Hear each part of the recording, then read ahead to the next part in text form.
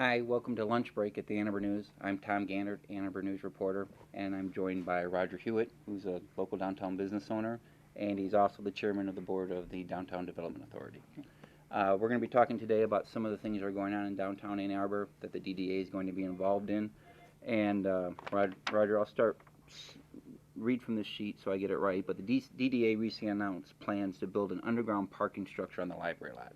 Roughly about 500 spots underground, and then the possibility of expanding that by about 125 spots. Correct. Right across on 5th Avenue by the old YMCA site. Yeah, we're still doing in the very preliminary stages of this, but we could do on the existing site slightly under 500 spaces, and if we expand under 5th Avenue, we'd be a little over 625 spaces. What do you envision this site being? I mean, what do you hope to come from? Because I know this is more than just an underground parking structure. Well, clearly the underground parking is needed. We're literally at capacity on virtually all of our structures. Sometimes we're getting full during the middle of the day. So this would give us some breathing space to allow some expansion in downtown and take the pressure off the existing system. But it's also going to give us an opportunity to use all the land above the parking structure for whatever use really the city wants. We're certainly going to design it to do any of a number of things. We can put plazas on it, we can do other sorts of open spaces. We're going to design it to be able to put a building on top of it, in fact a big building if necessary. Now talk a little bit about the library lane and what that will do for the library. Sure. The southern part of the current library lot, we're intending on the surface to make into a new street that will run between 5th Avenue and Division, dubbed Library Lane, and this is sort of at the request of the library as they look at remodeling or rebuilding and expanding the library.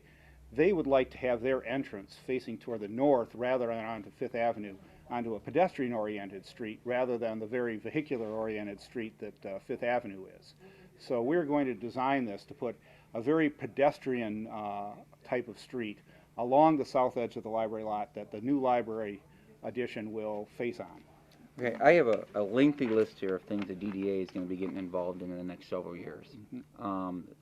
The DDA is going to be asked support on things such as collaboration with the library on their expansion.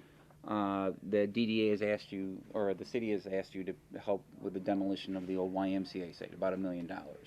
They've also asked, of course, the parking lot on the library lot that we just talked about. And also, they're also looking for the police and courts expansion that's going to be going on at City Hall site. How do you see the DDA paying for all this? Well, that's a good question. The DDA gets its funds from two different sources. We basically run all the parking in the downtown, not only the parking structures, the surface lots, and all the parking meters. And that brings in approximately $13 million a year in revenue. We also get what's called tax increment financing, which means that whenever there's a new building built in the downtown, the DDA area, which is the downtown, the DDA gets the increased taxes that new construction brings in. And right now that's a little bit under $4 million a year. But as new projects get built, we get more tax revenue from those projects. So that's our sources of revenue. On the parking, right now we pay for parking strictly out of the parking fund, and we probably won't be able to do that entirely with this new structure.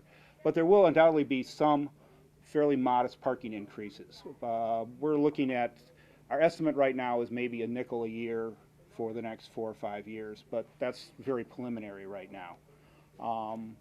So most of the parking part is going to come out of that. And the other things, the demolition of the Y and the police court building, would come out of our TIF fund, and really out of our revenue stream from those funds. How much are you guys going to give the city for the City Hall? We're still talking about that. Can you give us a ballpark figure? I would imagine it's somewhere in the $7-8 million range. All right. Well, thank you for joining us today, Sure. Roger. Thanks. Appreciate it. Yeah. Thanks, Tom.